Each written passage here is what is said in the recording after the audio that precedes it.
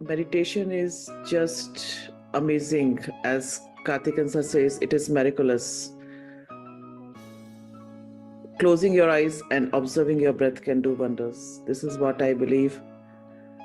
And it is a great opportunity for everyone at Delhi, near Delhi. In fact, I would request all other participants also, if you can make it nothing like that, you have this great opportunity to have so many masters at one place.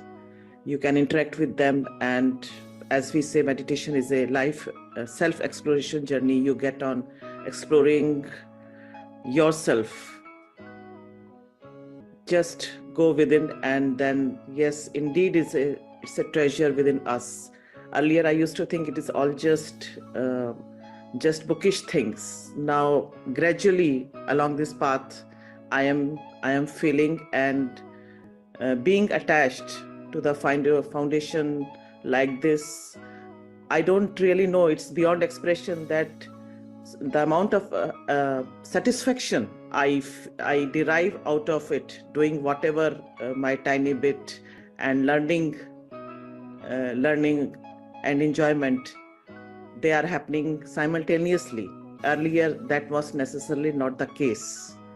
So yes, I am eagerly looking forward to all the 3 days that I will be attending, and of course I am going to gain so much knowledge, wisdom, but I'm just looking to explore myself more and meeting so many masters so closely.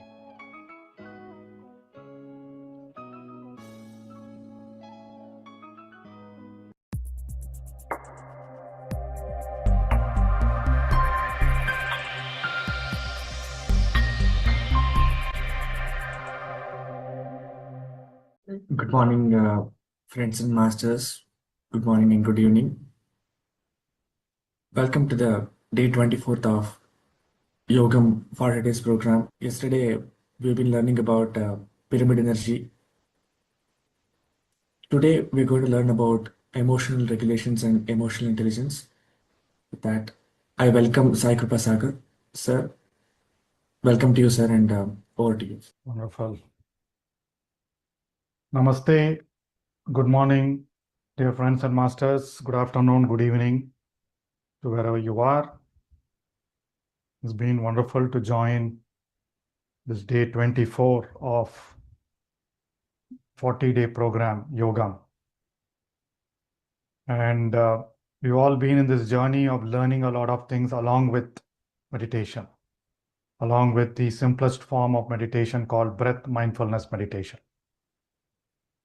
I know there's a lot of wisdom already shared by Chandra sir. And this week, a couple of days ago, he gave a wonderful introduction to emotional intelligence. And it's amazing that I get to do this topic these couple of days. So today and tomorrow, we'll cover the depths and breadths of emotional intelligence to the extent we have time.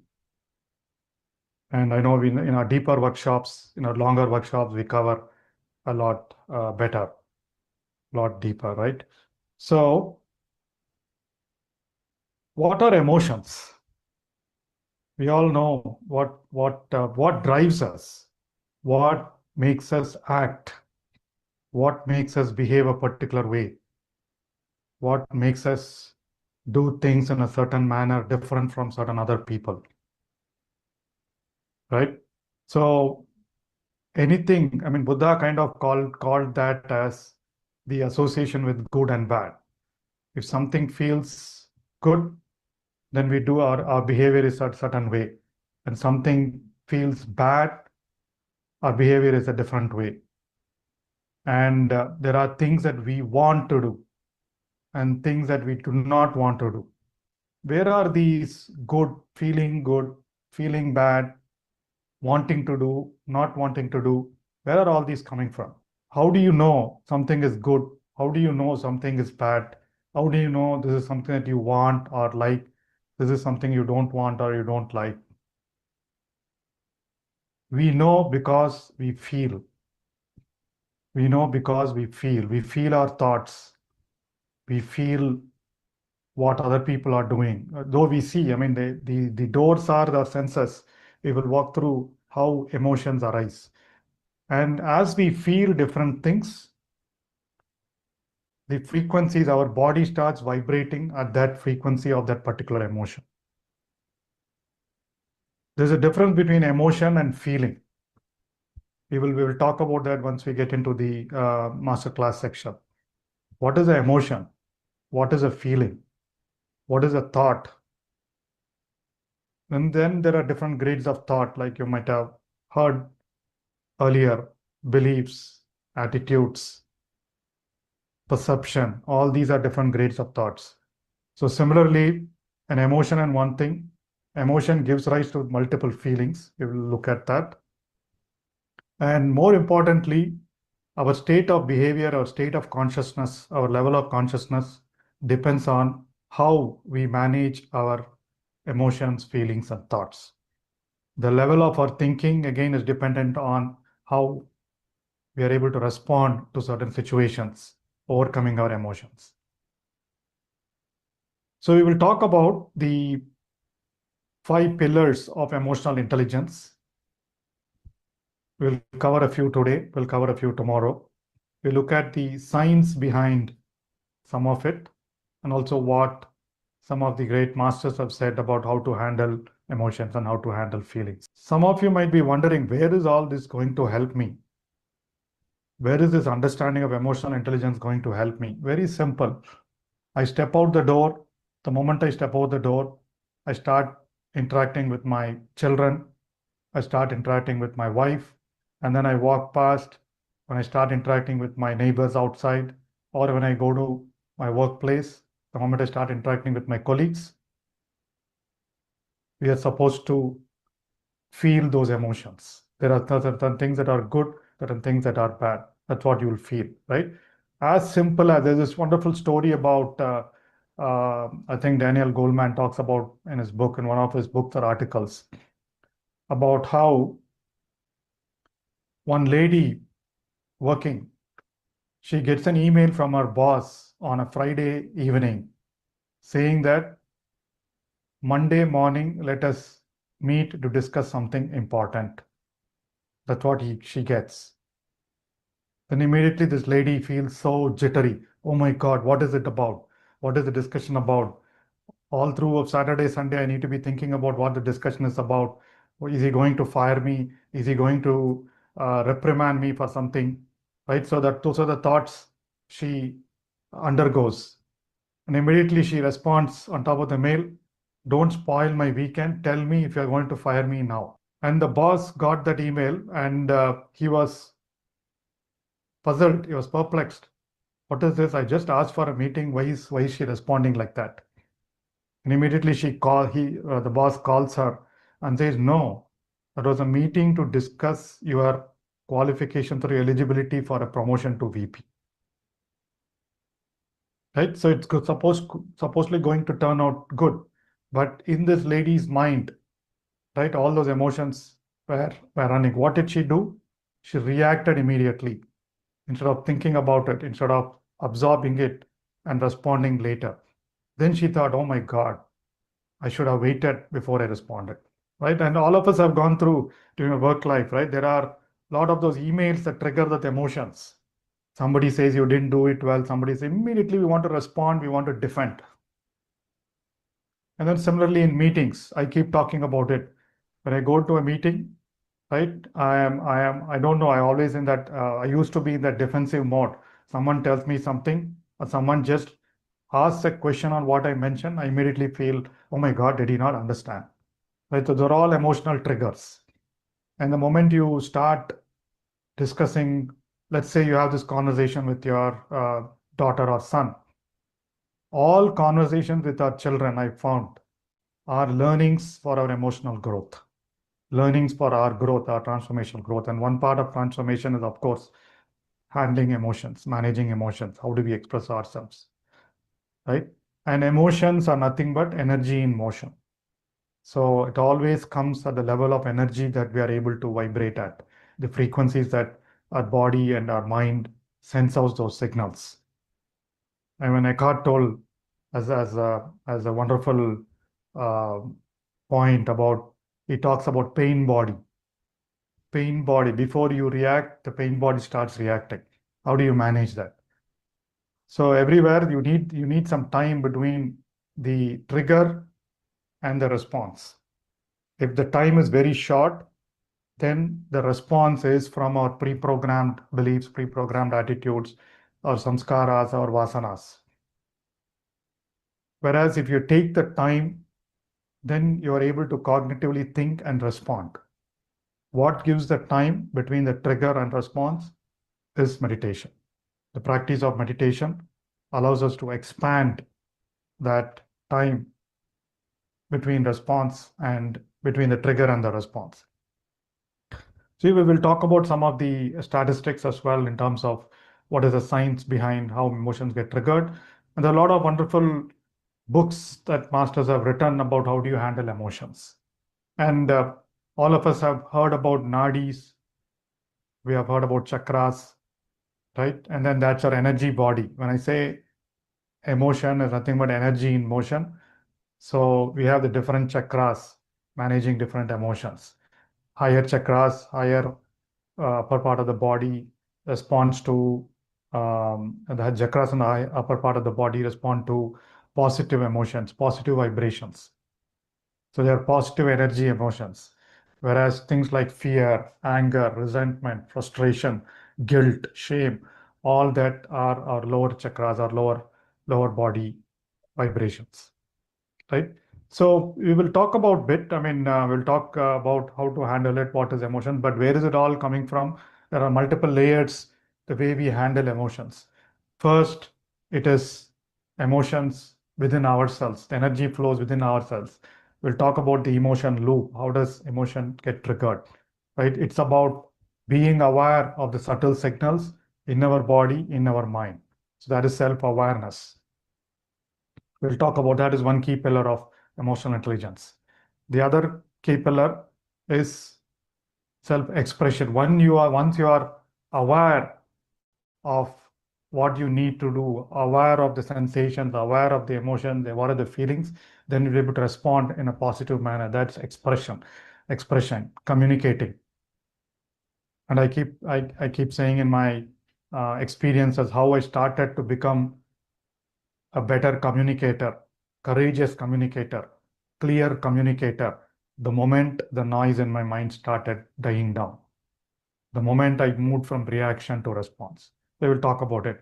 And as we continue to express, as we continue to communicate our ideas, slowly things start inspiring us and we become an inspiration to others.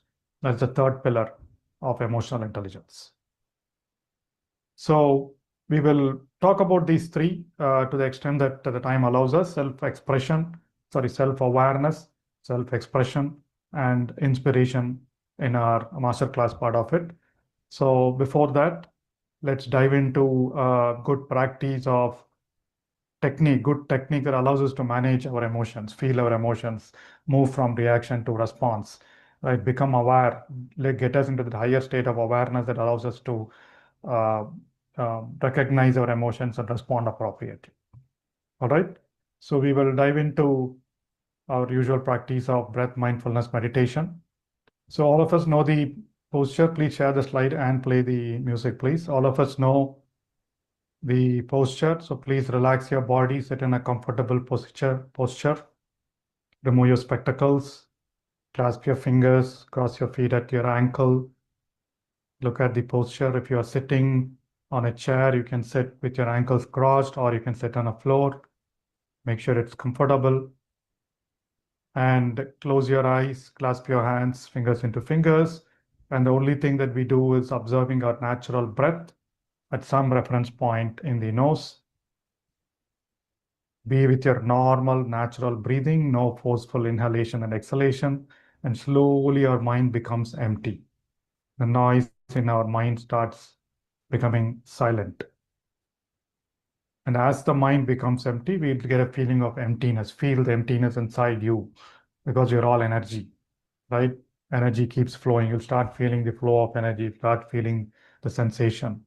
And anytime you're distracted by thoughts or other distractions, other sounds, just observe it, recognize it, and bring your attention back to your nose and start observing your breathing.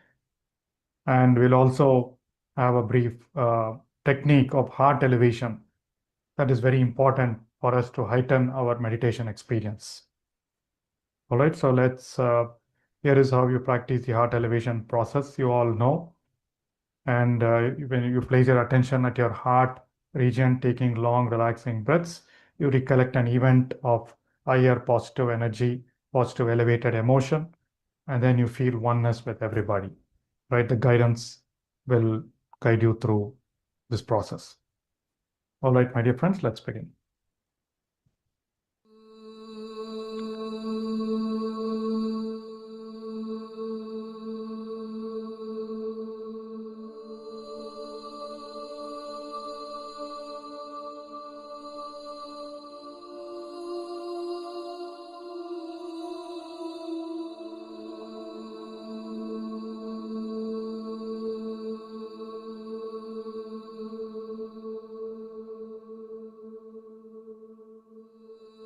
Dear friends, dear masters,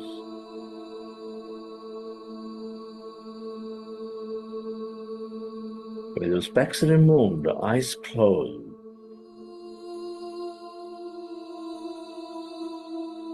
keep your hands in your chest area.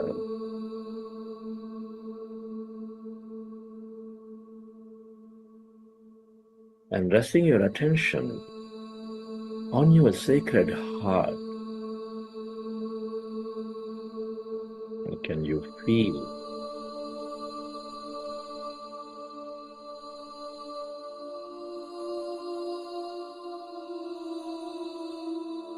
your beautiful heart? Feel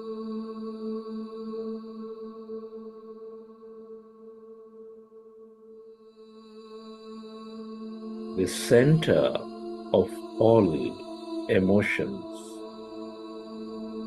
nurturing all life.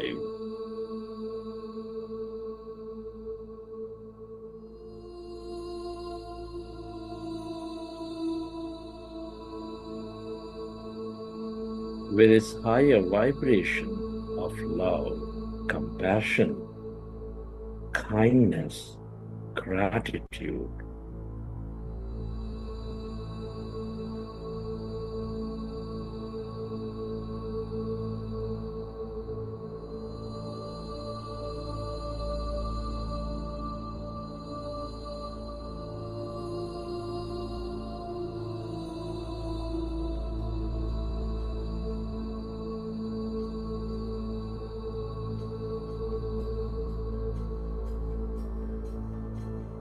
Can you recollect an experience from your past?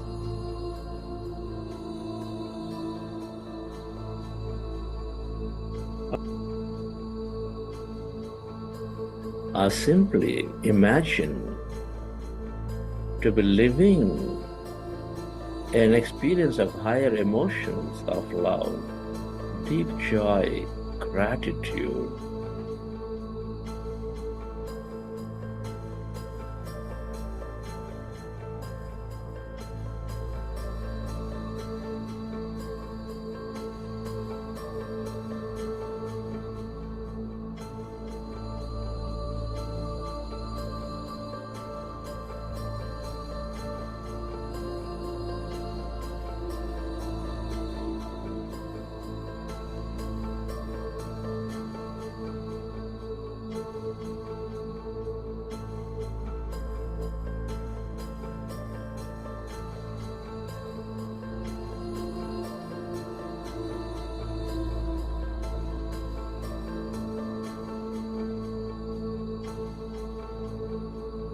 Relive that moment and feel that energy.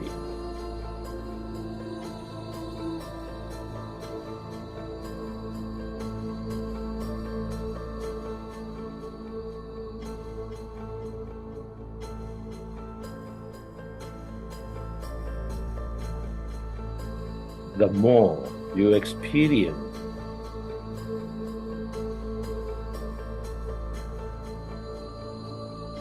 this higher emotions and energy of love, compassion, the more coherent you become.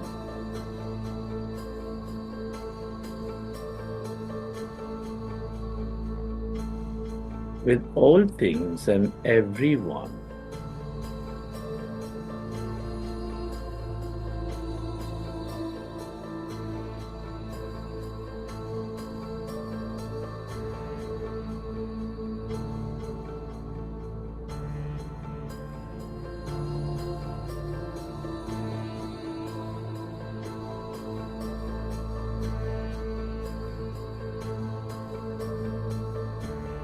We are all deeply interconnected.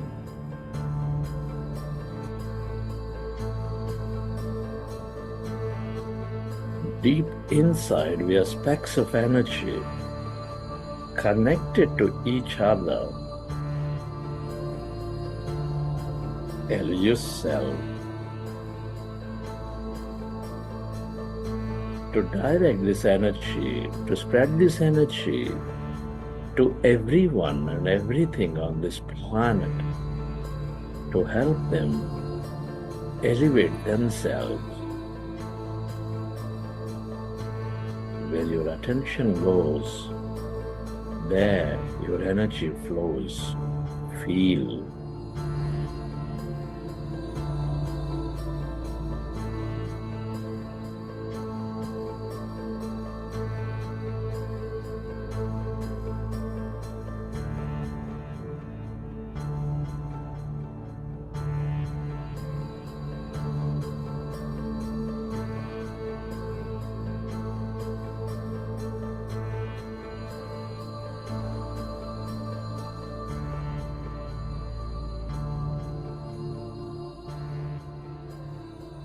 And slowly, let's go into breath-mindfulness meditation with your fingers into fingers, hands comfortably rested in your lap.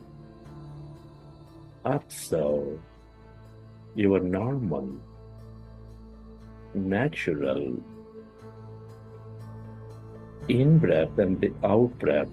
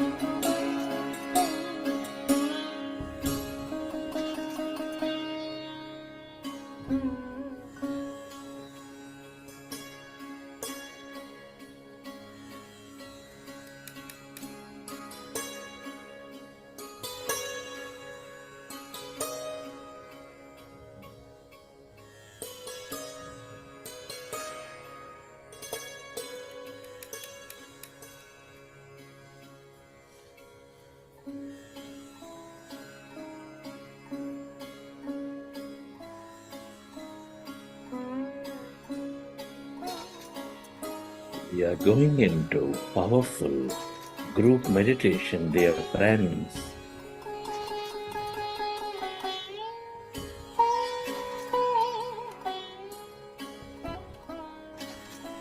Observe your natural in-breath and the out-breath.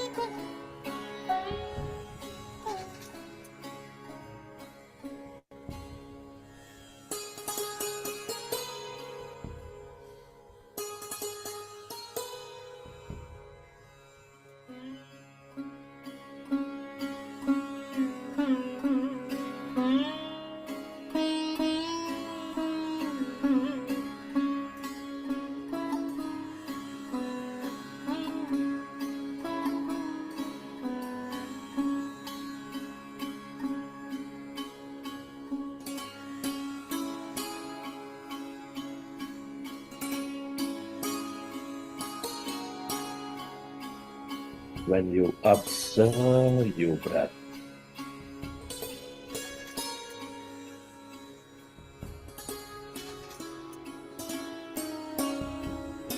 your mind becomes empty.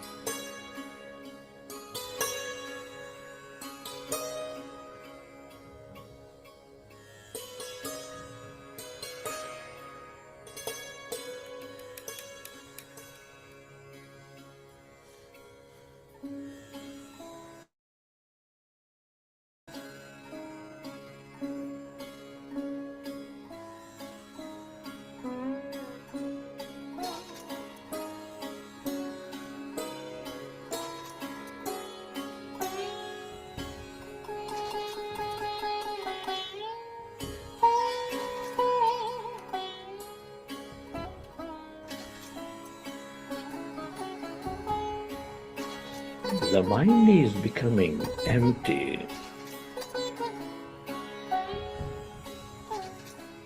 We experience greater emptiness. That calmness inside of you, all around you.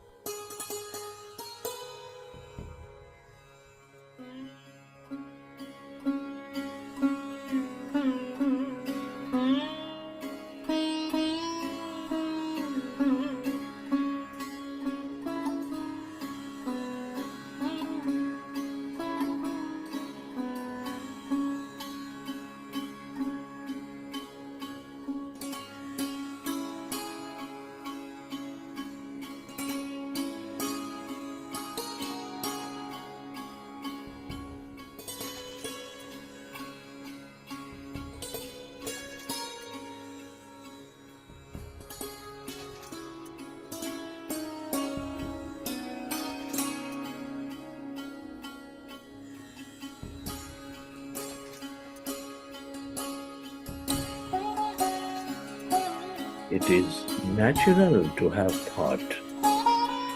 When you recognize your thinking, go back to observing your breath and allow yourself to go into the deeper states of calmness, emptiness.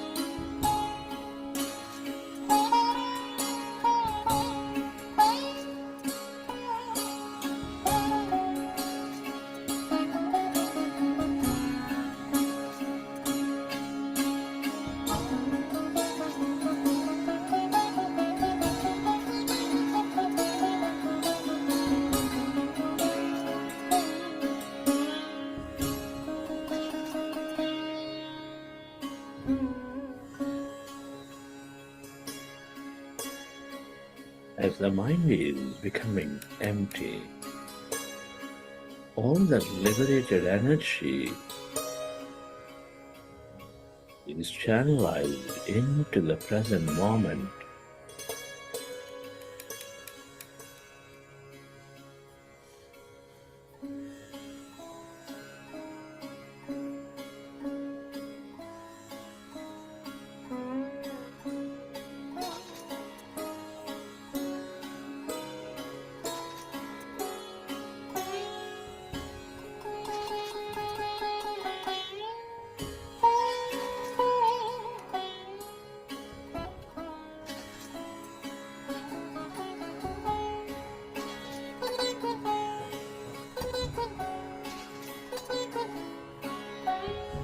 Your body begins to function at its natural best.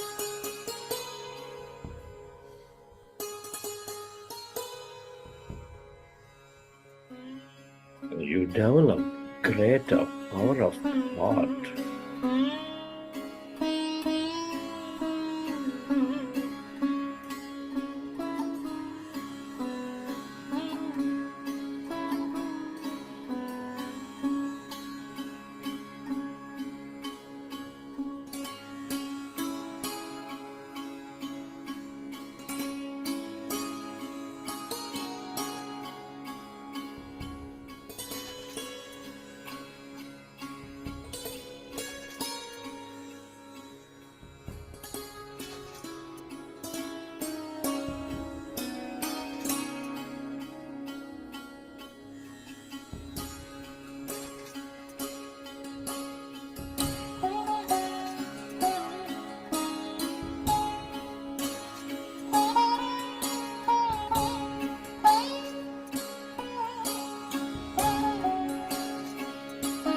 into your breath and allow yourself to experience that emptiness, calmness inside of you, all around you.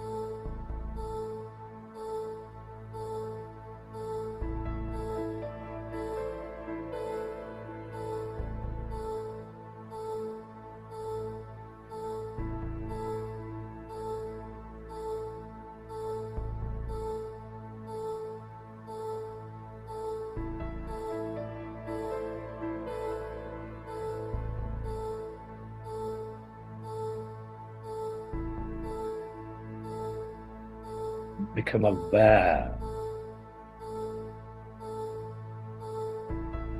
of that calmness, stillness within you as you merge into your breath.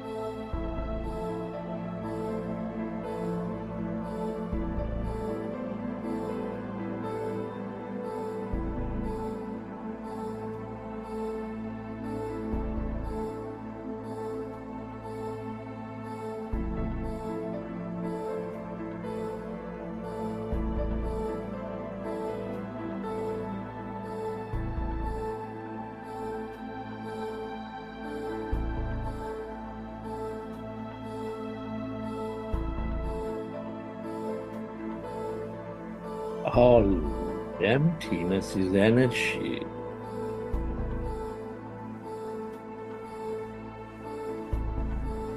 This is the quantum field of limitless dimensions, the field of infinite possibilities.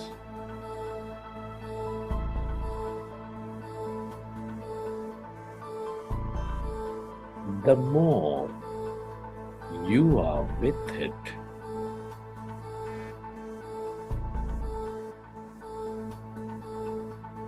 the more you tune in to the abundance of healing energy.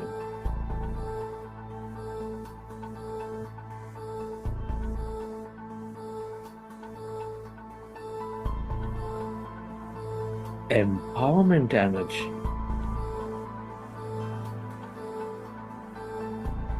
That energy of love, that energy of the mystic,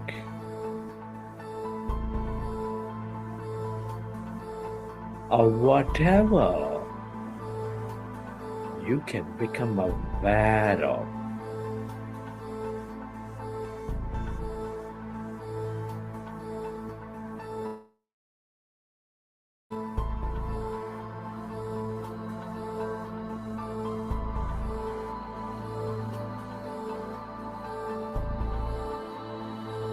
Falling into this emptiness of no body, of no thing.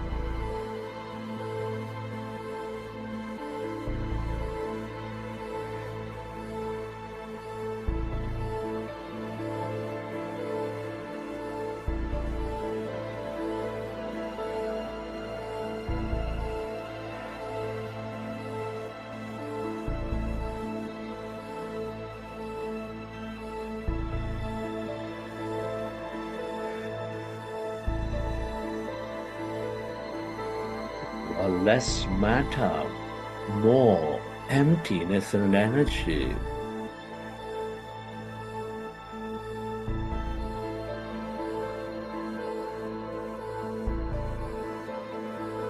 As the mind is rested,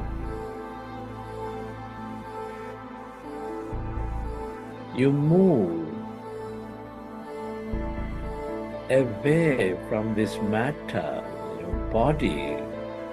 You experience that emptiness, energy, the feel of all connection, the field of all wisdom.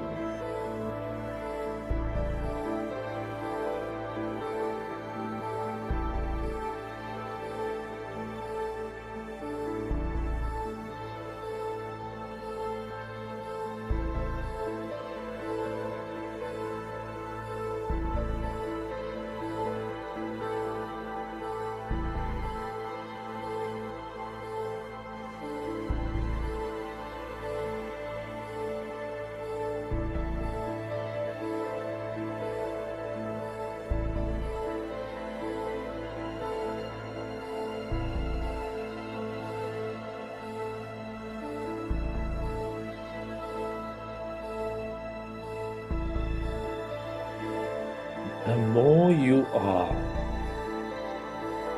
in this calmness, emptiness,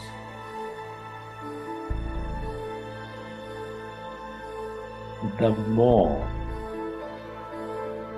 insightful you become, the more connected you become.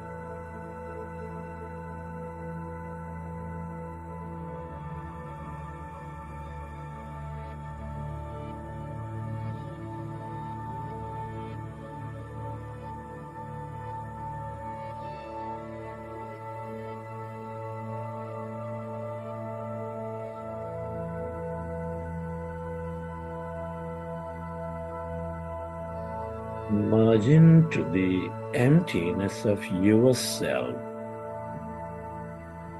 your divine self.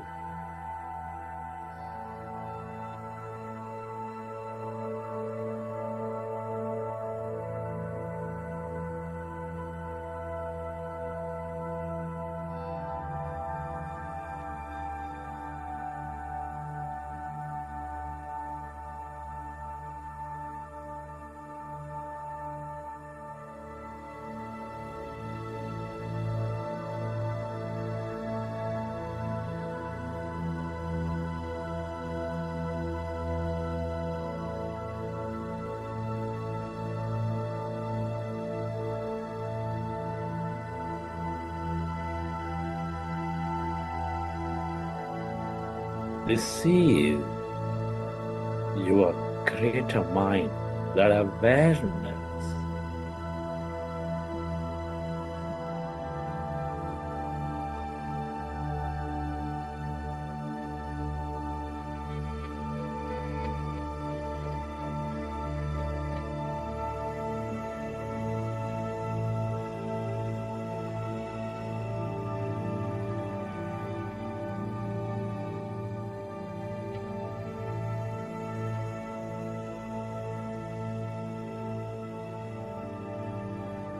the more you are with it,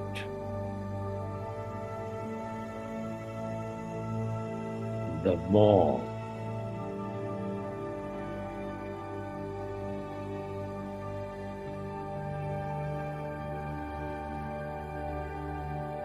you experience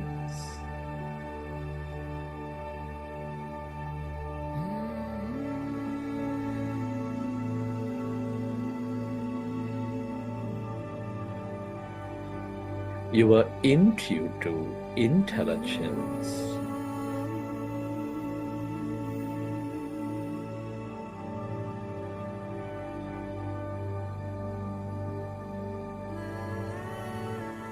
The more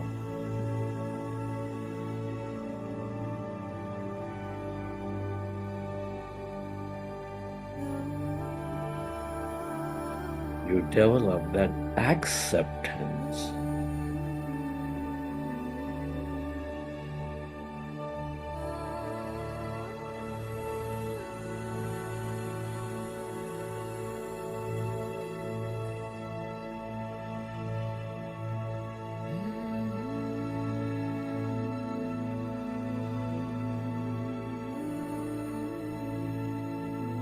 and the more effortless life becomes.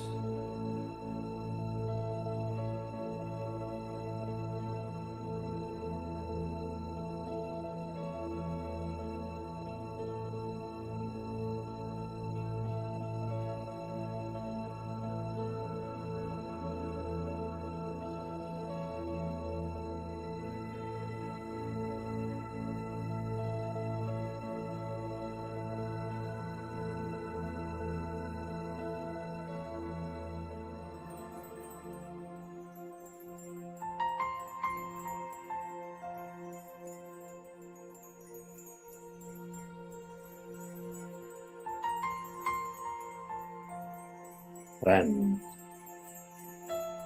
it's truly a privilege to be experiencing this life, to be exploring consciousness for a greater life at this time of history. Many are not so blessed. Can you express gratitude to everything and to everyone? Be grateful to this intelligent universe.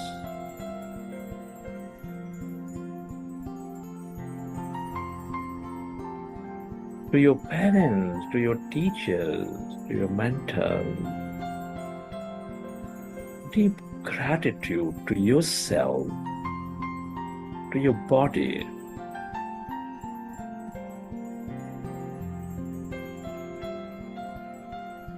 Give thanks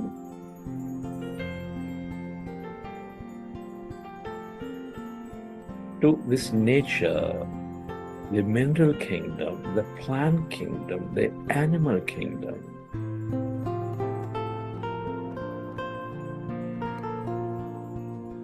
Gratitude to all the people in your life, to everyone.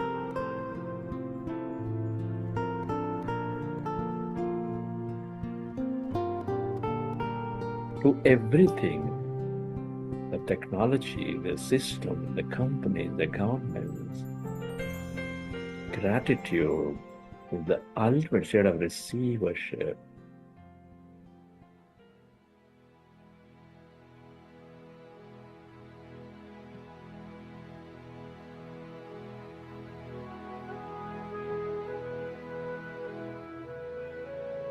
Recollect your experiences from the session, and whenever you're ready, you can keep your hands on your eyes for 5 seconds, and then you open your eyes.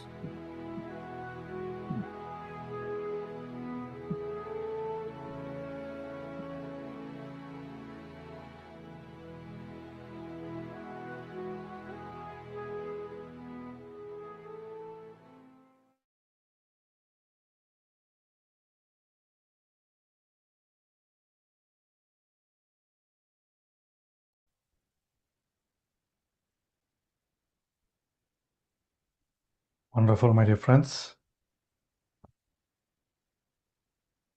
I hope that was elevating, relaxing, elevating.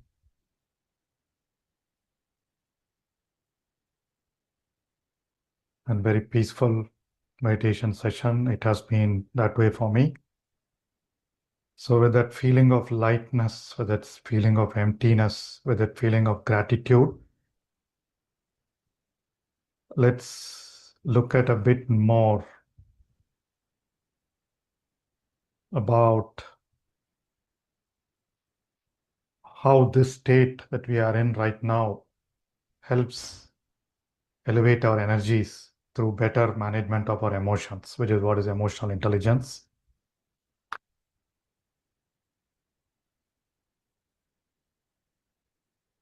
Before we dive into the topic for today, I have a few slides that I will show you and go deeper into the emotional loop, the emotion loop. There is a poll that we want you to take right now.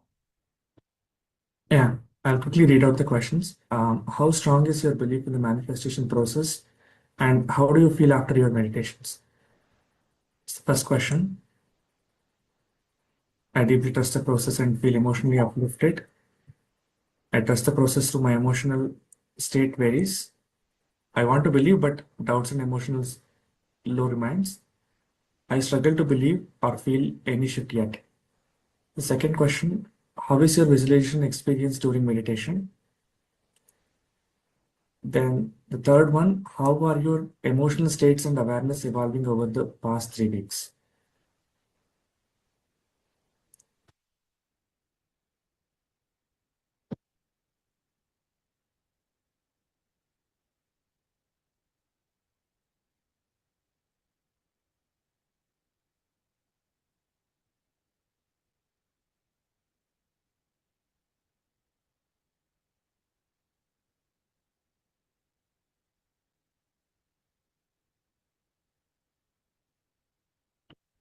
And more, 40% participated.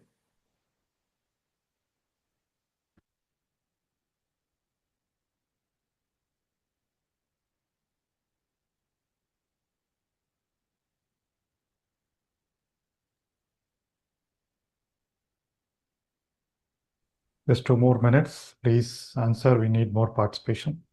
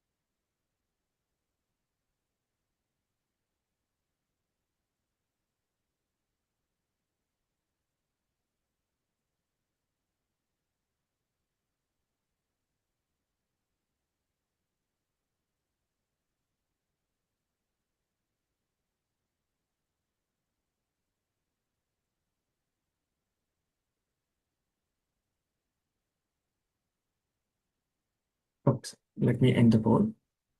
Let me share the results.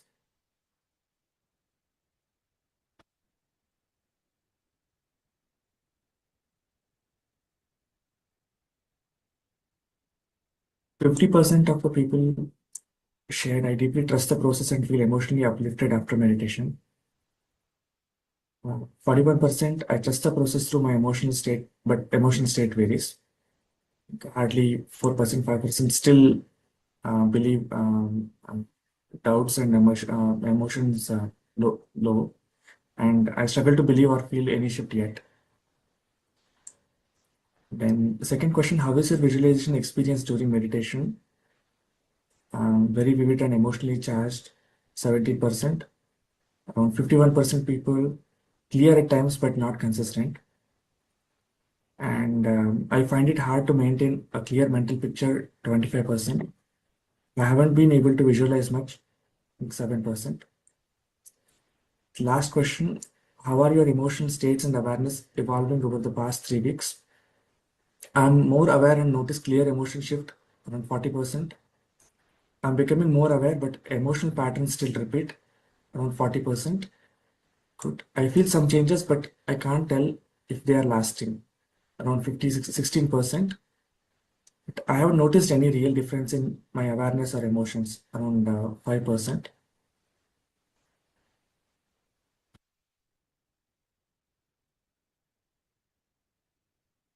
It's over to you, sir.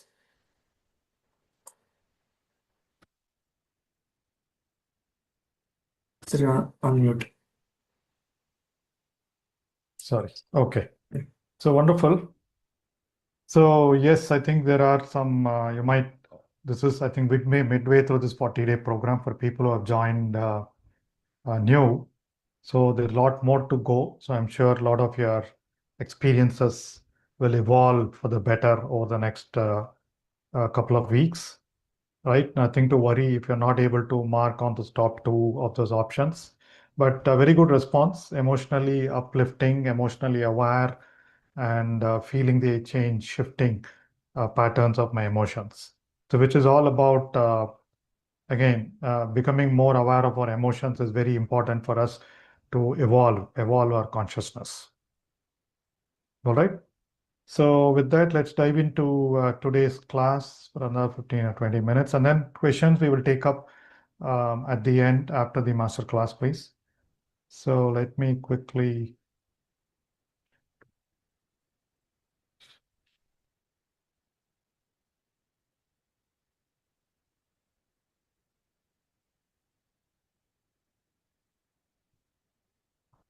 Okay.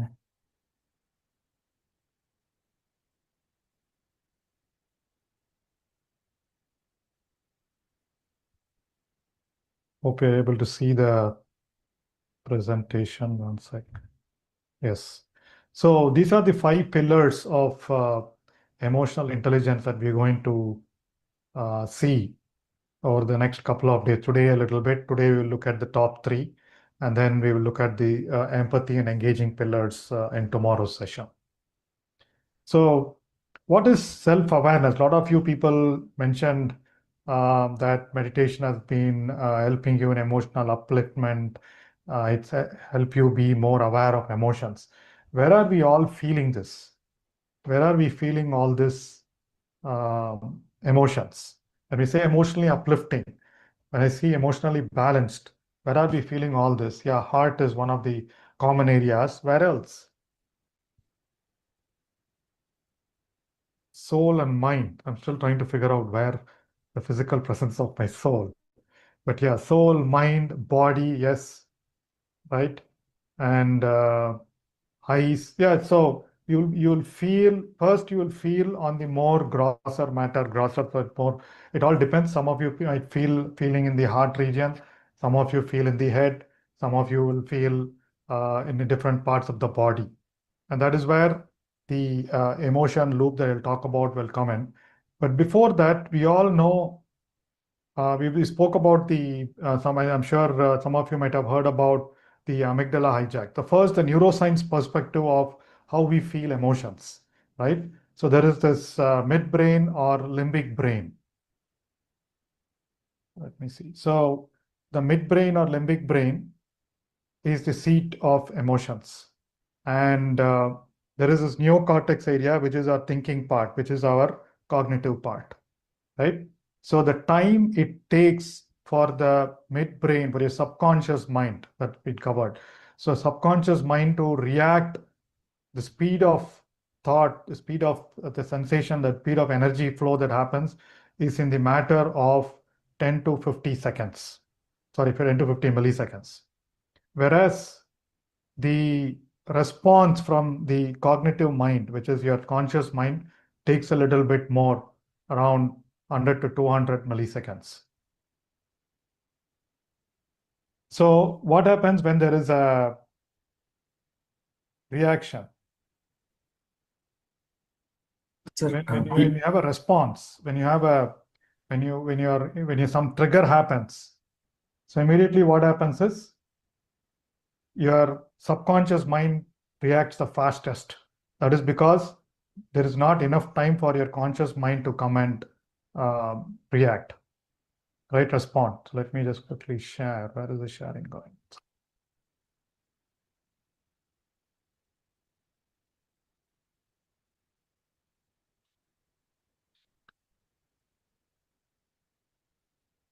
So amygdala is the seat of our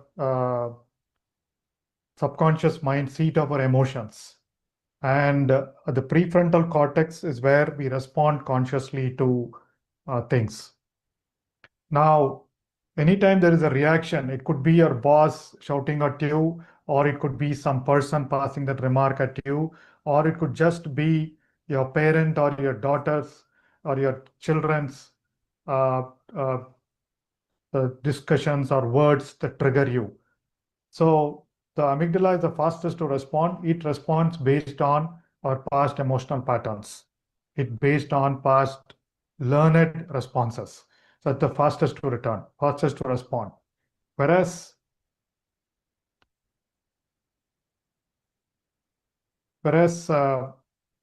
when we allow our prefrontal cortex, our brain to respond, only then it becomes a conscious response, right? The time to respond increases as we practice meditation, as our awareness increases. That's the neuroscience part of it, right? Our meditation increases the time between reaction and response to increase the time between reaction and response to hundreds of milliseconds. And that is the space in which we respond instead of reacting. That's the neuroscience part of it, right? Whereas, I'll come back to the slide in a minute, where there is the other perspective, which the spiritual scientist of 2,500 years ago, Buddha, he talked about this. It's called the emotion loop or the energy motion loop. How do we feel emotions? How do you feel emotions? So we looked at the neuroscience perspective of expanding our awareness through meditation. So there is a gap between our react, trigger, and response. And this is how emotions flow. This is how we feel emotions. How do we feel emotions? First, there are some things that come through our six senses. Our eyes, our ears, someone has passed a remark, or we see something, we taste something. So immediately the six senses are the doorways to whatever we see in the world, whatever we interact with the world. So there is an energy that flows through the six senses, and it causes a sensation or a vibration in different parts of the body. And then the mind enters, and then it colors that particular sensation as good or bad, right? So it gives it a feeling. It gives it a feeling tone. So the feeling tone is either pleasant, unpleasant, or neutral. And then the next part of the whole process is about it colors with emotion. I am angry. I am frustrated. I am happy. I am sad. So that is the feeling that you do, right? That's the emotion part. And then the feeling. Anger has different grades of feeling. Anger, I could be frustrated. I could be annoyed, right? So all these are different grades of anger, which is what turns out as a feeling. A low intensity anger is more about annoyance. Why is he keep on nagging like this? So that's a type of an anger. Whereas a high intensity anger is something that you respond immediately, jump up, or probably shout at somebody, right? So that is the high intensity. That is what you call as high intensity anger. So similarly, when you are joyful, you are happy inside. The highest intensity of joy is, hey, you're jumping and shouting and saying that, yeah, I got it. I got so many marks, or I got my promotion. So that's where it's joyful, right? So that is a labeled feeling. So it becomes an emotion, then it becomes a labeled feeling, and then it dictates our behavior. So this is what happens every time we go through a trigger to behavior, right? And most of the time, this first few parts, we deal with it unconsciously, right? That's what we say, that we react out of it. Where do we react? the mind automatically labels, hey, someone is kind of hurling an abuse at you, this is how you should respond, right?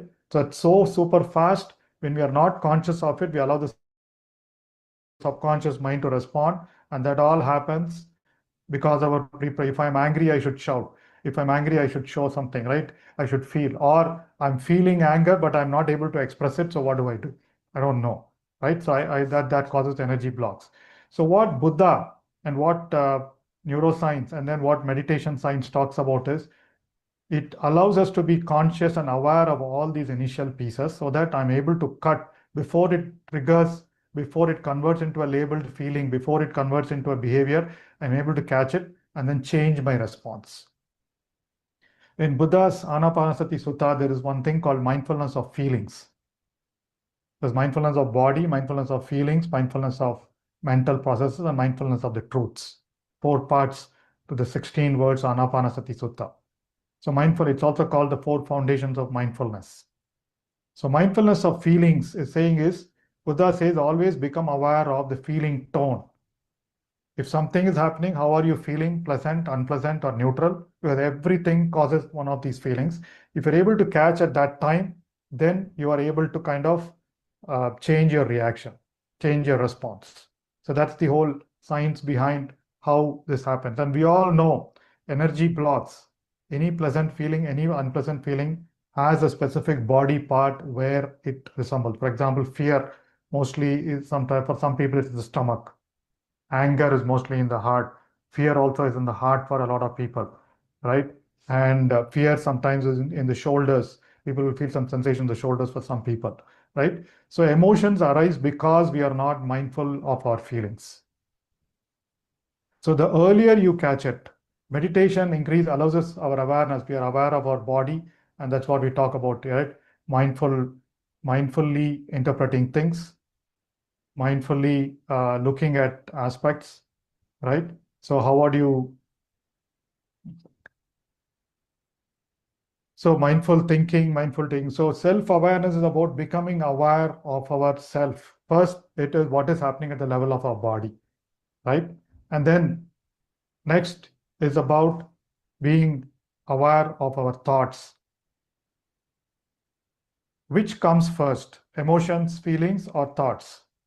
It's a loop. You start with a feeling, then you get an emotion that triggers a thought, triggers an action, and then that thought amplifies the feeling or emotion, and then again, it's a loop. Joe Dispenza talks about it, right? So to break that loop, the essential thing is feelings. And then meditation science talks about a particular feeling, a particular sensation, a particular craving, a particular fear gives rise to 100 types of thoughts. So when we are more aware of our feeling, we are able to remove the arising of all that X number of thoughts. Instead of addressing things at a thought level, right, we address things at a feeling level. That is the first step. And then, of course, reprogramming beliefs and everything, talk about it, right? And feeling a particular emotion is so important because that gives rise to reality. And that is why in manifestation, one of the sutras of manifestation, the way you visualize is you need to feel. Your feeling center records it the most. All affirmations, all prayers, all visualizations, the key success factor of that is how you feel, feeling that emotion, feeling gratitude. That's what we do at the end of meditation, right? So that is the first level. You feel a sensation or an emotion in your body, then you feel the feeling, and then you move into what is the thought that has triggered, and then you change your behavior. So that's the emotion loop. And mindfulness meditation allows us to do, what do? We always keep bringing our attention to our breath, right? So that's what we do. And anytime there is a distraction, we are aware of the distraction, bring our attention to our breath. So we are learning awareness in our everyday meditation practice. We are feeling gratitude in our meditation practice. So, and then all of mindfulness meditation is around awareness, is around our attention. And it's also around non-judgment, not judging anything that arises. No analysis of whatever happens, right? So as we become more aware, as we become more aware of our thoughts and feelings, right? We become more aware of our response. We are able to trigger the right responses. And what it gives us is, it gives us confidence. I can do it. Like I've been saying, initially when I go into meetings, I was always, this self-awareness was missing. What was I aware of? I was aware of what I need to talk. I was thinking of what other people will think about my talk in that particular meeting. I think about what other people are thinking about me, their interpretation, their judgments about me. That is what my mind was thinking. My mind was not aware of how I was delivering it, right? And a lot of times in meetings that you must have seen, you must have felt it, or somebody will have felt it, saying that sometimes when something is happening, not that you like, you feel a clenching of your fist, a tightening of your jaws, right? Some tightness at different points. You have to let go of all those feelings. The moment you bring in awareness to how you are in a meeting, how you are in your conversation, that is the first step to mindfulness. That is the first step to mindful expression, first step to mindful talking, first step to mindful thinking. So self-awareness is not just about feeling, it's about feeling what you are feeling in that particular body. So next time when you practice anything, anytime you do a conversation, become aware of what your body is telling, what your feeling is telling, right? And as we become aware of ourselves, as we move from reaction to respond, you start seeing reciprocated by others. That's what I felt in my meetings. When I said I go into meetings without thought after meditation, right? So things happen spontaneously. And when people start reciprocating, first thing is your amygdala doesn't hijack you into thinking that, oh my God, that guy is questioning you, right? I attract it. I look at it with a sense of love, with a sense of compassion, I clearly see the question why he's asking, and answers come to us from a higher level of emotion. So your vibration shifts, right? You start understanding yourself a lot more. So there is self-awareness, bringing that gap between reaction and response. And as we become aware, slowly our beliefs start getting reprogrammed. Our beliefs start getting reprogrammed. Why did I behave like that? Why did I respond like that? Right? So then you start reflecting, saying, no, that is because of that particular behavior. So again, there are several ways. Where do all these emotional responses come from? Number one, it obviously comes from our pre-programmed beliefs. That also includes some of our childhood memories, inner child behavior, right? Or it could come from our samskaras. It could come from our past life footprints or imprints, right? Because you must see, some of them will kind of be so afraid of certain things like snakes, like lizards. Where did that come from? Even kids, right? So those are the fears that are ingrained in them from the past lives. And then some of them are compassionate from the time they are born, right? So all those are imprints that come from the past lives. So feeling those, understanding where it came from, understanding that it is not useful for me, and letting go is the first way to get over our unhelpful emotions, right? And as we kind of get over our emotions, then we start expressing things. The next way for us to show elevated emotions is about self-expression. How do we gain balance in expression, right? So I'm able to handle all my emotions. I can't be silent sitting in a meeting. I can't be silent when some situation happens. It is our duty, it is our dharma to respond in a right manner, not respond in a manner that was pre-programmed in me, that was programmed by past beliefs or other people, but respond with a feeling of what my mind is telling. Again, as our awareness increases, we are able to listen to our inner calling, our intuition, right? And we're able to respond with that. So that's where spontaneity comes in. Balance and expression is not reacting too much. But again, it doesn't mean that you are silent to all. Oh, I am a meditator, whatever. I think someone was asking me a question in one of the other classes, right? Meditation makes your mind calm. You're saying respond consciously. And when someone is not doing their duty right, should I stay calm, or should I respond? And sometimes the person will not get it if I respond in a calm manner. There are cases where you need to act angry. There are cases where you need to act frustrated. Someone is not doing a work regularly the right way, you have to feel, you have to express that feeling of frustration. But with meditation, that feeling comes without that inner residue, without that inner imbalance, right? It'll just be verbal, it'll just come from your conscious mind. So that is self-expression, balance and expression without feeling hurt. Earlier, I'd have felt hurt, oh my God, why is he doing like this? But now, no, there is a reason for how he's acting. Now let me understand, why is he not working well to your colleagues? Why is your spouse or why is your kid responding? They're all responding to us or reacting based on their level of awareness. Let me understand that with compassion, right? And then express what is important positively. There's no need to defend, there's no need to prove our point, irrespective of, there's no need to prove a point or defend either in front of our spouse, in front of our friends, in front of our colleagues. Because we are innately intelligent, it's our spontaneity that needs to come out, right? So balance, being at balance, not staying completely calm, not staying completely reactive, right? It's about choosing the right response. Buddha calls it as wise, skillful response, right? Express what is important positively, be truthful, compassionate, and unselfish. Again, a lot of times, again, it's our pre-programming. We've seen friends. I had a friend in college. We used to do a project together. We used to do something together, 2 or 3 of us. But there is this one friend, as soon as the work is over, he used to run to our HOD or a professor saying that, yeah, we finished, right? So there are some people who want to take all the credit.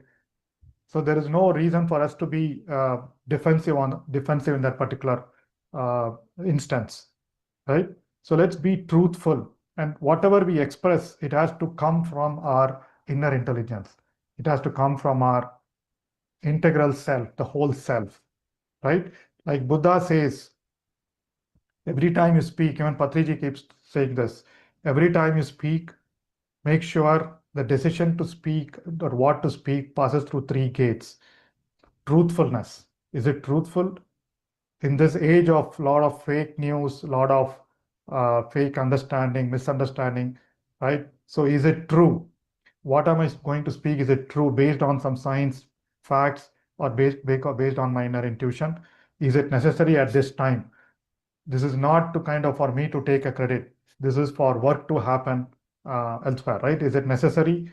And am I going to tell that in a kind and a compassionate mode, rather than intriguing, rather than ridiculing somebody, rather than complaining about somebody, rather than making that point just to bring someone down and make myself feel superior.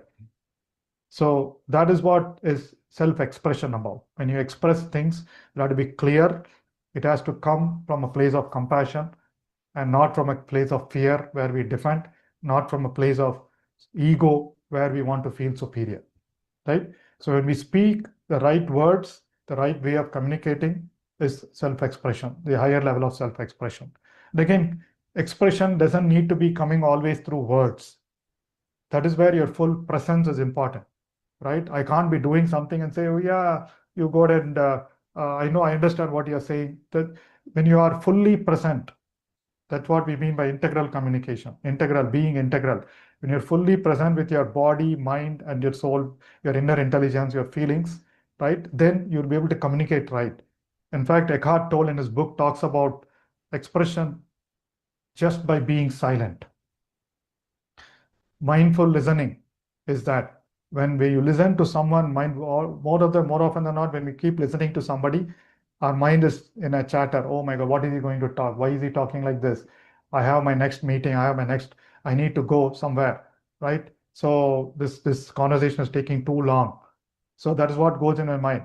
But when you are listening to someone with complete presence, people who are finding solutions in that particular presence, you will get answers in that complete silence, right? So that is about being integral, being completely present, speaking the right thing, speaking compassionately. And when we are self-aware, when we are expressing with confidence, it elevates our self-esteem. Then we are at a level of energy, higher level of energy, that's inspirational to us, that's inspirational to others. That is when we are that high level of energy, we get inspired to do whatever we are doing, not about what we want to do. So it's about, earlier we must be thinking, oh my God, I don't like this. I want to do this, I don't want to do this. Whereas through meditation, as our emotional intelligence increases, we start loving whatever we do. And when we love what we do, we are fully present. When we are fully present, we are aware of all the things that I am communicating. We are expressive to the right level, right? So that is why for the soul, experiences are what is important. You should experience with our body, with our mind, and with our inner intelligence. So experiences are important. And we are inspired, and we are inspired with life. We see the beauty around it, right? So every one of us has a story. Every one of us have been born here to create an experience, to create a story that we leave the world with. Every newborn who's born yesterday, born today, will create a story over the next several years. Each one of us have created a part of a story. We are creating a remaining story. Each one of us, the story could be around family, the story could be around work, the story could be around society, right? We are here to leave that stories. We are here to create. That is why we all talk about co-creation. We are creating a story, creating a vibrational consciousness experience, right? So inspiration comes through self-accountability. Self-awareness allows you to respond right. Self-expression gives you the confidence, increases self-esteem. And when we are inspired, when we are operating at the level of inspiration, we take responsibility. That's a higher level of energy, higher level of emotion. Right? We take ownership. We're self-accountable. We do things, whatever is needed to be done. That's what we've seen in Buddha CEO, in Pyramid Valley, in PSSM, in all the places. If something needs to be done, I don't wait for someone else to do, right? We jump in. Unless and until there is a mechanism that someone is responsible who should be doing. I can't be doing someone else's work if there is some person involved in doing it, right? Taking ownership, being self-accountable, right? And aligns to what is given to you. Whatever we do, if it is aligned to whatever talents we have, whatever innate talents we have, it kind of works out very well, right? And that is flow. You get engaged. Mihaly Csikszentmihalyi wrote a wonderful book on flow. All of us get into those flow states during meditation. All of us get into flow states when you are in serious and work, right? A lot of times I've recounted my experiences. When I'm giving presentations to clients, I am in that state of flow. I don't know. I speak about that example where I go into a meeting and the client asks me to present on a topic which I'm not prepared with my slides. So I just went to a whiteboard, start talking about the topic. And what happened the next 60 minutes, I don't know. I was in a state of flow, talking the right things. It was passing through me, right? So the intelligence was passing through you. So inspiration happens when you are at a higher level of energy, when you are first grateful for yourself, when you are spontaneous, and when you are aligned with whatever you are doing, right? When you're aligned with what we're doing, doesn't mean that that particular whatever you're doing needs to be what you like, right? So meditation allows us to let go of those likes and dislikes, go beyond likes and dislikes, because one level of meditation is about equanimity, right? I'm okay to do this, I'm okay to do that, because you don't gather those emotional imprints in you, right? So inspiration comes when we are responsible, when we are accountable for what we are doing, right? And automatically, when we are doing something with full presence, your next step shows up, your next meaning shows up, your next purpose shows up. What do you do next shows up. A lot of times we are with that, oh, I need to know my purpose, I need to know why I'm doing it, right? Not all the time will you know. There will be an opportunity to present it to you, which you are supposed to do. Once we get involved in that, automatically the next door opens. That's what I found. That's what we found in all the projects that we do with PSSM and at work as well, right?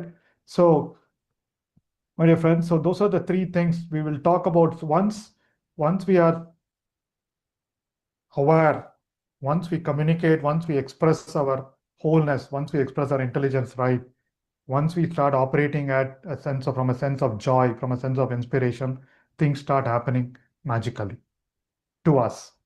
And as we do this, there is a next level of, as we are in a higher level of emotional state. The next level is how do we interact with others, our relationships at home, relationships with colleagues, relationships with our boss, right? How does it work? So which is what we will look at tomorrow. How do we deal with empathy? The other two pillars that we'll cover tomorrow are empathy and engagement. How do we engage? But to do those two, first we will have to take care of ourselves. That's becoming more self-aware, becoming more self-responsible, becoming more self-accountable, right? All these happens two ways: top down through cognitive behavioral therapy, right? Or something is happening, I need to be ready. So meditation gives you the gap to respond instead of react, take the appropriate action, choose the right thought, make the right choices in our behavior. That happens top down through our neocortex. And then bottom up, your amygdala becomes silent. Your subconscious mind slowly becomes silent. It becomes empty, right? So those cravings, those fears automatically disappear through prolonged practice of meditation. There are a lot of books that talk about it, right? So two ways, it allows you to give the gap to respond right, and meditation allows you to automatically cleanse a lot of those unhelpful emotions, which allows you to become more aware, respond right, and also operate from a level of joy and inspiration. All right.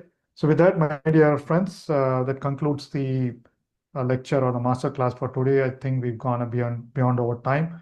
So if any of you have questions, I'm available to take any questions, or I think you can continue on.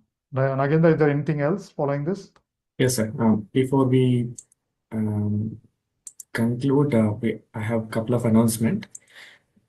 Today, we have book club, Inspire. The book name is Book of Children, facilitated by Nisha Ramachandran and Srinivas Ankareddy. It is going to happen from morning 8:15 a.m. to 9:15 a.m. IST, batch 1. And batch 2 will be facilitated by Prasad BT and Charishma, 8 to 9 p.m. IST. Don't miss out. It's an insightful discussion based on the book called Book of Children. And the second announcement is, as Chandra sir was mentioning last week, the I program, Elevate Your Energy, is a self-paced course on the Buddha Seva app, which has the manifestation advanced course, the life you for the master the 5-step manifestation process. Dive into the science of manifestation, experience the deep guided meditation and practical insights. There is an offer, the code special you can use, and you can enroll to the course and continue with the self-paced course. The announcement will be, more details will be shared in the WhatsApp group to everyone. Please join the program, and you can continue the advanced manifestation course on Buddha Seva app. So, Wonderful. So tomorrow we will do the part 2 of emotional intelligence as well. We'll dig a little bit deep into a technique that Michael Singer talks in his book called Living Untethered as well. All right, my dear friends, I hope, I know this is a topic, emotional is a very important topic, but there are different perspectives to it, different science aspects to it. And the only way you can practice this topic is experientially. You will realize that, you will understand that as you continue the practice of meditation. Anyway, tomorrow we will meet for the second part of it. We will talk a little bit more on the other two pillars of emotional intelligence. With that, can we bring this to a close, Nagendra? yes, sir. We can end the session. Okay, wonderful. So thank you very much, my dear friends. Appreciate your staying for so long, your time. And it was wonderful sharing the first few pillars of emotional intelligence. Tomorrow we'll meet again and we'll talk more about the other two pillars of emotional intelligence and some techniques. Thank you and have a nice day.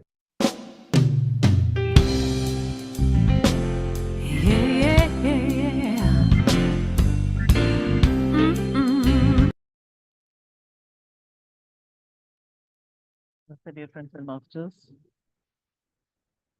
welcome to this highly enriching session of our ongoing program Yogam about emotional intelligence. Yes, platform is open. Kindly do share your thoughts, your experience, and ask in case you have any question or query.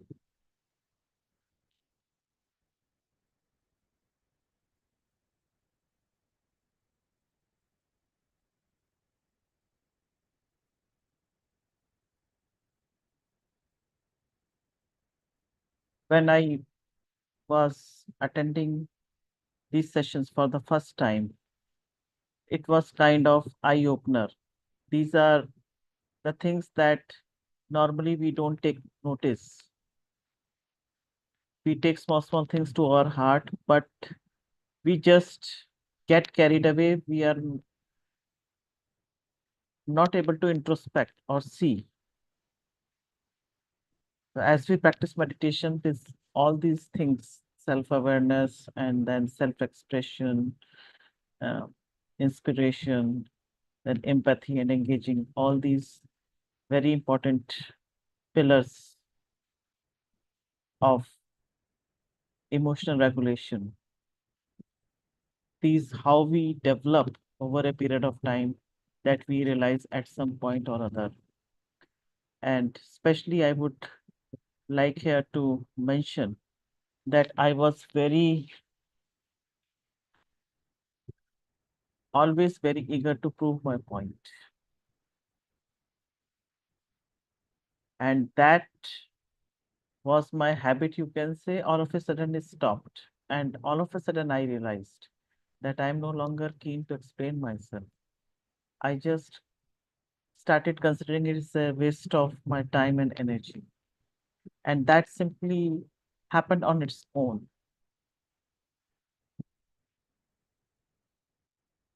And of course, acceptance is the key. We learn to accept the things.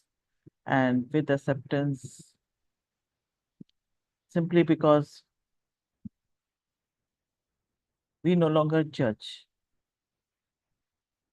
we are able to see the things as they are. So it is very important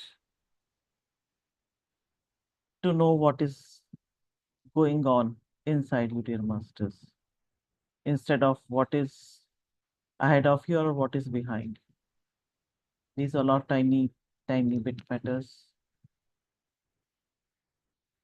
What is going on inside you is of the utmost important. Only that matters. Yes, Swapnil Pujari, sir, how to consistent practice of meditation?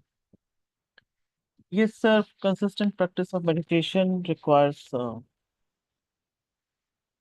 your, of course, intention, your determination.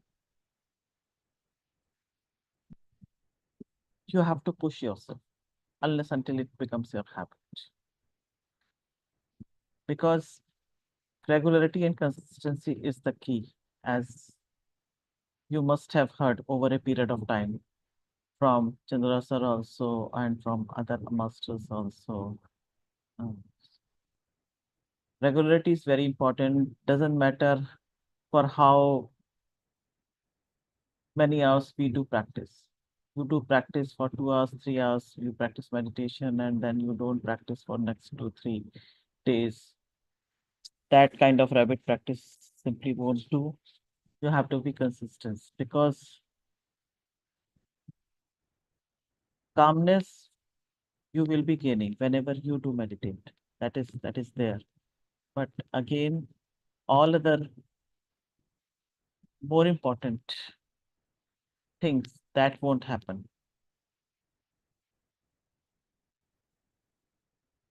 Meditation is a skill, such skill that when you take gaps, you have to start all over again. So first of all, you have to make it a habit. And habit you can make only by regularly practicing it. Only then the connection with the infinite intelligence is established, is there only when you practice. The first 40 days are important. And I would say all of participants here are lucky because in our time it used to be only once in the morning. So you have to get up. Of course, when you get hooked to meditation, you simply don't mind, but initial glitches are there. And I do remember initially uh, I felt like that yes, meditation will start after 20 minutes, then I can wake up at 6:20 or so, because I was not in the habit of getting up early at that time. But in 3-4 days time, I got to meditation. I started listening and then going through the recordings. So this is what happens. So you have to push yourself. Nobody is going to do it for you. So just make it a point and make use of the opportunity that you are uh, getting this opportunity of having sessions, choices, options in the morning time, in the afternoon time, and then at night also. And of course, recording is also available. However busy you are, if you have that intention, you will find the time, sir. Initially, there may be glitches, yes, but over a period of time, you will see that even universe is also paving the way for you to meditate.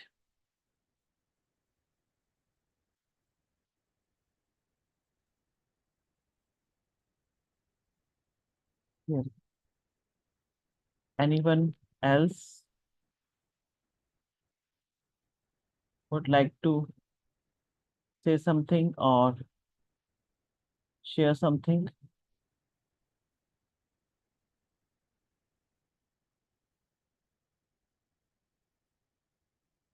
No questions?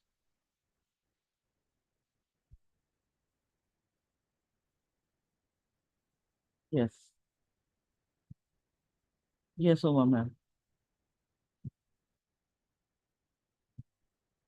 Please unmute yourself.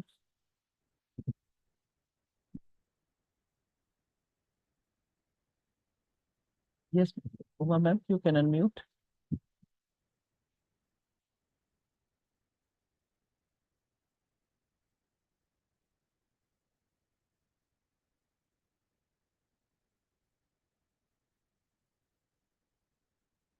Yes, Uma ma'am.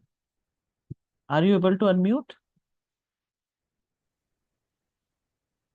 Yes.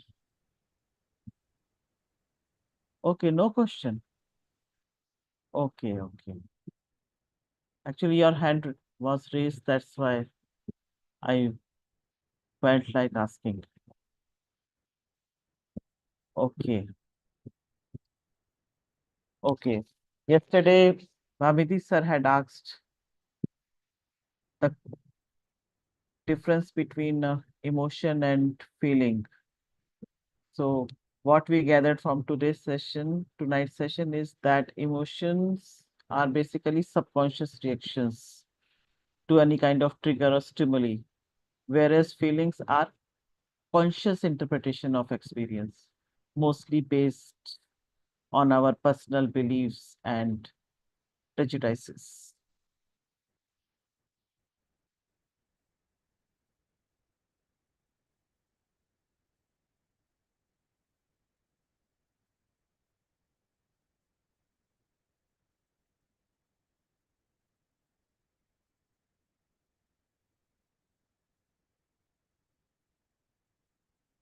Okay. Anyone else?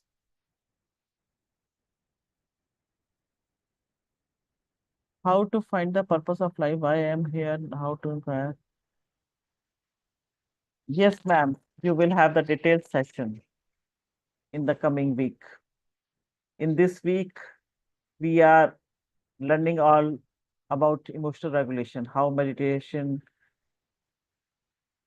enhances our emotional intelligence. And in the next week, we will learn about the spiritual quotient and service quotient. First of all, first week was all about what meditation is, what are the experience, the idea about meditation. And second week was about how we gain health, radiant health, physical health, and enhanced intelligent memory powers, intelligence. As we practice meditation, then third week was all about manifestation quotient. When we become aware of our thought pattern, then we can consciously create the events that we want in our life. And then this fourth week is about emotional intelligence, how to celebrate life. It is all about our interpersonal skills. How do we relate to others, to everyone around us? And when things change inside us only, then things change all around us. So, how to improve our relationship with the people around us, be it at personal level or at the work front. So this is all about emotional intelligence that we are getting to learn. And in the next week for the spiritual quotient, how to give our life a meaning, how to make it a meaningful and purposeful life, we will just learn. Just have patience, you will get to know. That's why we call meditation, this is for holistic wealth. It takes care of every aspect of our life.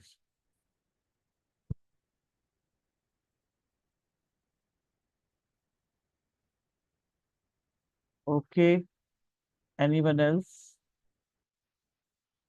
Yes, ma'am. Shivani ma'am, for the timing, just continue attending sessions and you will have all the clarity. That's why this program is said to be very well structured program. It covers each and every aspect of meditation and the science behind meditation. So keep attending the sessions, and in next week you will get to know about the purpose of your life in detail.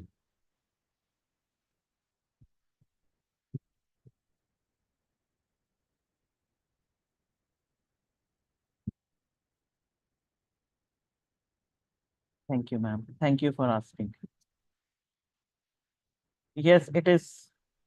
I know it is quite 11:20. First of all, thanks to Preeti. And then thank you, all of you, dear friends and masters, for being there in the session. It usually gets beyond 11, but our time is 9:30 p.m. And session becomes fruitful only when you do share. You do ask questions, you do share your experience, how far uh, your journey is going, of how you feel about the program, what small changes you are feeling, or even if you're not feeling any change, even then that is okay. Just latch on to meditation. This is what you have been hearing all along, and we also keep repeating because it will yield the outcome at any point of time. But it does transform us. Certainly, we become better version of ourselves. And as we say, getting to know yourself is the beginning of all wisdom. Ma'am, Thank I you. would like to add one point about for the consistency of the practice. Sure. So he asked, so in the books they have written like we make Sangha in the Buddha, like we look for the same kind of feeling people who are the meditators. So that suppose I am still sleeping, they can awake us. Okay, we make some group, we look for the same kind of people. And this way, our consistency remains there. And we look for Sangha. We say na Sajjan Sangatte. So we look for the people who are looking for meditation. So we can ask them to call me or wake me up, or even you can ask a facilitator to give you a wake up call or something so that you attend it regularly. So look for Sangha. So generally Yes, it helps. certainly. Yes, a good point, because this is how we do help each other. We Yes. do complement each other. So, but yes, first and foremost thing is intention. When you have the intention, you will find a way. You can Yes. always approach, and whichever group, WhatsApp group you are part of, you can keep sharing your thoughts and experience, and certainly fellow meditators have been there, and your facilitator will help you out will keep you inspiring, because sometimes we do need some kind of excuse or something like that to just continue with whatever thing. And don't forget, sir, whenever we are learning new things, especially good things, there are glitches we may feel. So Because our mind always look for negativity only. exactly, exactly, exactly. So Shall we end you the are session? here, you are asking this question itself shows that yes, You are looking for consistency. I hope, we hope that you might have felt inspired at least to continue whichever way is fine with you. Thank you, sir. Make use of this opportunity of having 3 sessions at your disposal. Yes, we can wrap Shall up. yeah, Yes. okay, ma'am. Thank you. Thank you so much for joining.